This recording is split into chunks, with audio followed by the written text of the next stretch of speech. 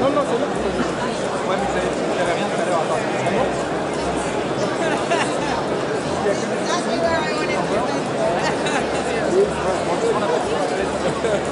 Sucre, la banane.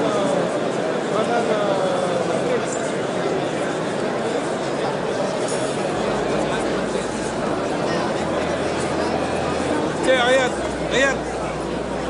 Daniel, c'est parti. Fais deux plans avant de partir.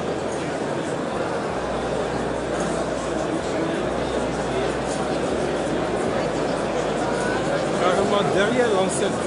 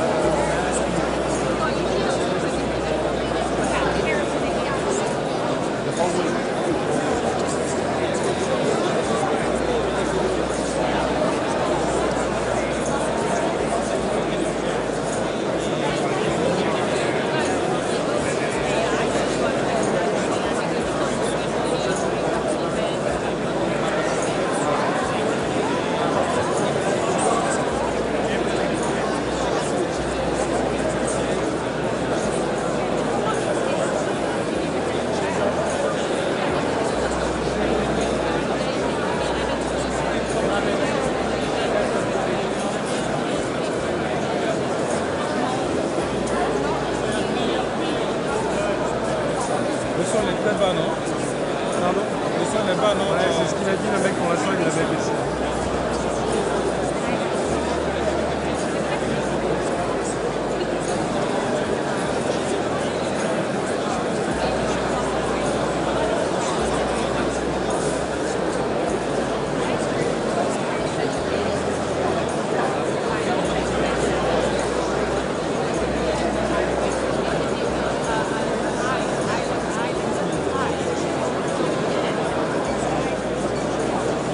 Derrière l'enceinte, c'est oui, oui.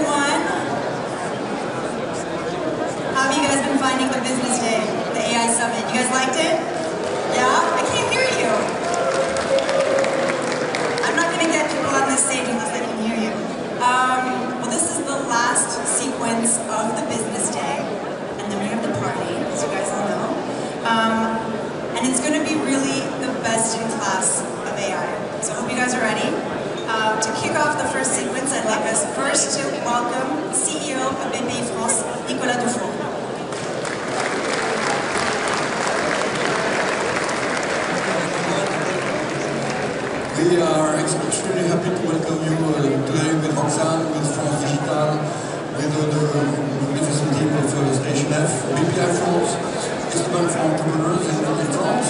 We have founders at this stage approximately 700 IA startups. We are shareholders of most of the beautiful names of the scene. We have committed 10 billion euros in IA in France in the next 5 years. It's a lot of money. It's going to be equity, it's going to be loans, it's going to be a lot of also consulting for SMEs. We want them to embark in AI. Why do we do that? Because for those of you who are saleswomen and salesmen, you know that now if you want to be fast, you need foils on your boats. IA is the foil, and it's the foil of everything. You could call it productivity. I would call it speed. speed of everything, speed of development, speed of innovation, speed of progress, speed of improvement, speed of enhancement, speed of embetterment of the society. So that's where we are. Of course, it has its little dimension of danger sometimes. So we know that in a couple of years, I would say, Sam, we will welcome Sam just after. Probably one state out of two will have established a bit of an agency to sort of steer the massive developments of what we can do with IA. It's also something which is going to change a lot of sectors. I just give you an example, which is marketing. Marketing, 80% of it will be IA powered. And so people will have to change. And for those of you who are in AdTech, for example, I encourage you to change quite rapidly. We will be with you. So this is my short introduction, just a couple of directions, a lot of money, a lot of means, a lot of optimism around all that, a lot of determination. So you're going to have a couple of round tables. The first one being with Clara and the excellent Sam, who's on scene, and we are honored of his presence today. You can applaud him. Thank you. Thank you.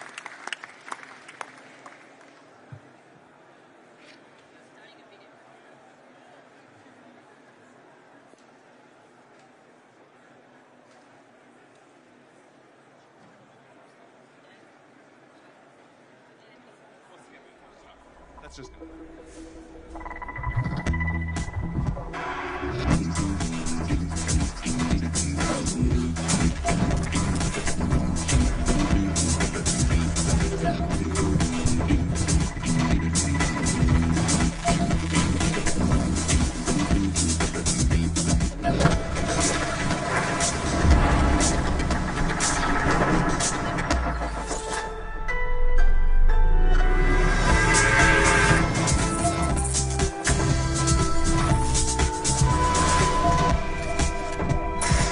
Live on the TV, Bob.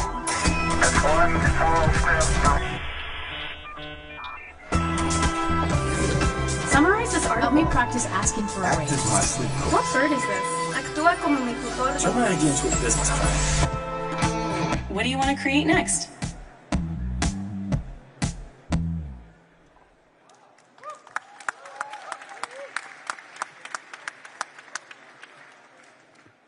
Okay. Hello, everyone. Hi, Sam. Thanks for being with us in Paris today. Thank you so much for having me. I see you're wearing a little red rooster. It's going to make a lot of people from the French tech community really happy, I think. But tell me, are you a cat or a dog person? I like both, but I would prefer a dog. We love cats in France. I love cats too. We love cats. So I asked Le Chat to help me with the first question in this interview. Le Chat is Mistral's new model. You know Arthur very well, I think. Arthur's great. So I asked him to come up with an interesting, fun question for you. Let's start with that. What film, movie, or personal experience influenced your vision of tech? The first thing this is a more recent film, but I so strongly recommend it. Apollo 11 is like one of the most inspirational movies for tech and doing hard engineering projects and discovering science I've ever seen. I super strongly recommend it. Great. Thanks for the advice. I love this movie too. Okay, so you're talking about Apollo 11 and the future of tech. We're obviously at the moment where everything accelerates so fast when it comes to AI. We hear you talk a lot about AGI. Can you tell us a little bit more about what's your vision, how AI is developing at the moment?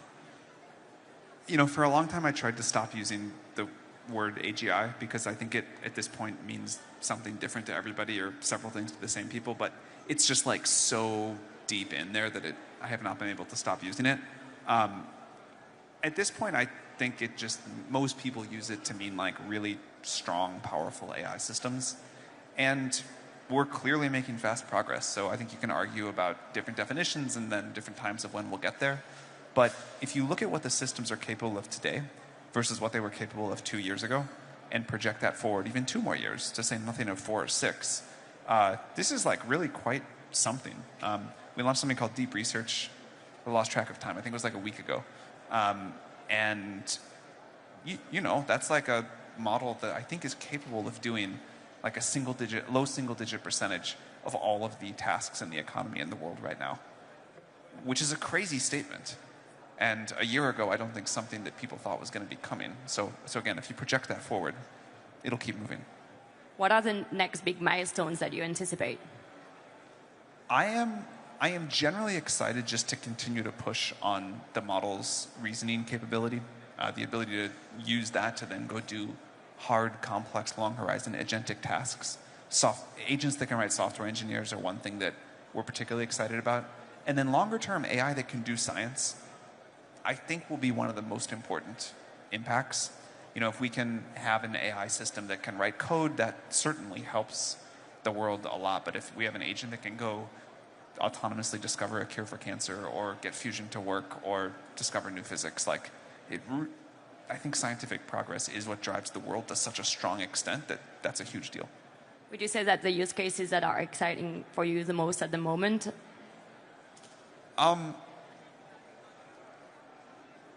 This is like a very general answer, but I realized over the last couple of months that I don't use a lot of services that I used to use. Like I don't do Google searches anymore, unless I'm like, there may be some very specific thing, but not that much. They still have a big market share though. For sure. There's like a lot of other tasks that I used to go somewhere else to do. And the fact that I can use ChatGPT as this sort of like general thing throughout the whole day and just have this like oracular system that can sort of do anything within reason, anything that I kind of need is like, we were not there a year ago. And the fact that we are there now, I've really noticed a shift in my own usage. Completely. And what do you tell, I mean, we have a lot of people working in different businesses here, and obviously everyone talks about AI. When you ask our CEOs in France, like what's their top priority, 8 out of 10 would say implementing AI. But then when you look at like how actually gets implemented, only like 4 CEOs out of 10 have actually done the work and really implemented at scale. What's your advice to everyone trying to get in this race and you know, really get advantage from the technology? I think there's, at least 2 really good directions to go on this. Vice President Vance said a lot of things that I really liked, but one of them, a point that he hit a few times, was just the scale of the economic opportunity. He used the phrase lightning in a bottle, and I really think it is this moment. I think it was like a great phrase, and it is this moment that I've never seen before. Maybe it was like this at the beginning of the Industrial Revolution, maybe it was like this at the beginning of the internet. But the economic impact this can have, to go back to the deep research example, the idea that you have, for 50 cents of compute, you can do like $500 or $5,000 of work. Companies that are implementing that to just be way more efficient, I think you'll see this in a big way with the software engineering agent. That's category 1, so companies can just run way better. People can do way more with way less. And then the second is building consumer-facing or business-facing products that use AI in this very fundamental way. And ChatGPT is one example of that. A lot of other companies have done great stuff there. I think people should be imagining more than they are. I think a lot of people are still thinking about like last year's AI, which was just much more limited. And what you can do now is like really quite remarkable. And how do you start when you're like looking at all those tools and you don't necessarily know where to go? So before doing this, I used to be a startup investor. I ran this firm called Y Combinator. And the kind of people would ask versions of this question all the time. What should I build? What should I do with my company? What product should I go? Like, how do I? And I think that's a question you should never take someone else's advice on. Startups succeed to the idea they do something that like no one has quite figured out before. Maybe no one's thought of before, no one's executed well before. But I always encourage people to trust their own instincts and not take someone else's advice there. I think it's a great advice. So we're in France. You've opened an office in France like not so long ago. And you've also written an amazing piece in one of our newspapers talking about how France is really great. We're grateful to that. Can you tell us more about like how you're thinking about France and the AI ecosystem here? And I know you've just returned from London. Maybe a comparison between the ecosystems would also be helpful. Speaking of how I use ChatGPT and working on that piece, it is so good at translation, I think, relative to any other thing I've ever used before. I didn't use ChatGPT to translate, by the way.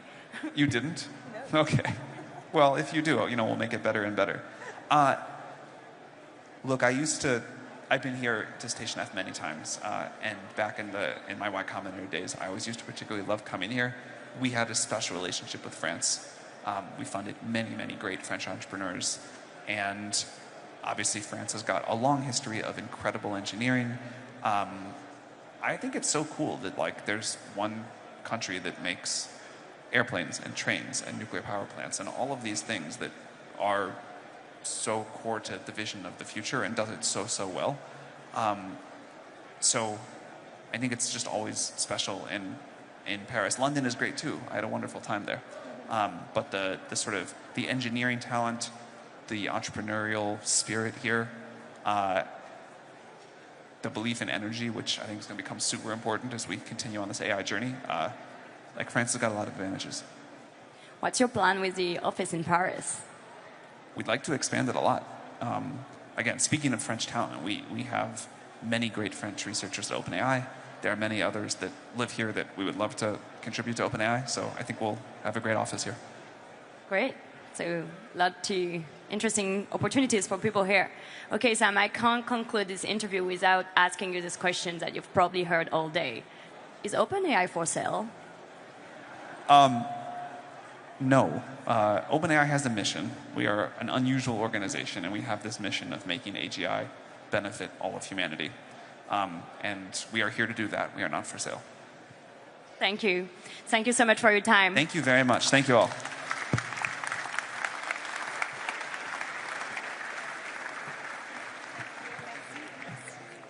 All right. Thank you, Sam, and please come back soon.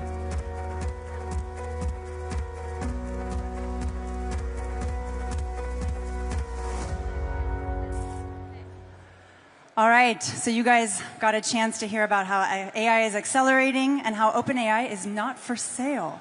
The next talk is going to be a little bit more of a scientific and research perspective. We're going to talk about challenges. We're going to take a step back and also look at where AI is headed. Maybe we'll also hear a little bit about what Meta has plans. Who knows? So you guys should know by now who I'm talking about. The one and only Yann Lequin.